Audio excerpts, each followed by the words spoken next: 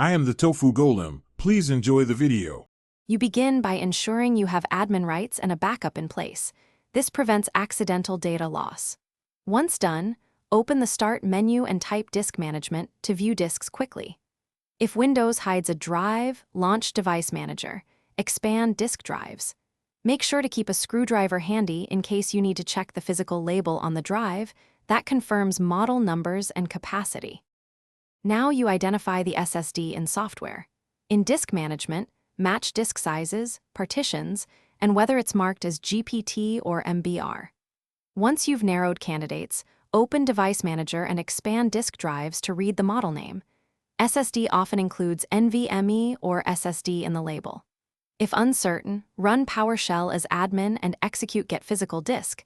It reports media type and size. This confirms the drive type without opening the case and explains why Windows chose that disk.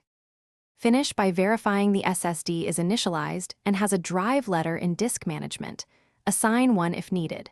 If the drive isn't visible, shut down receipt SATA cables or the M2 module and make sure the slot is enabled in BIOS/UEFI.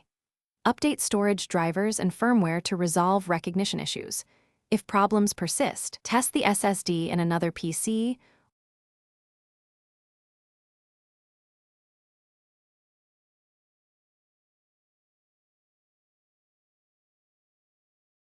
Thanks for watching.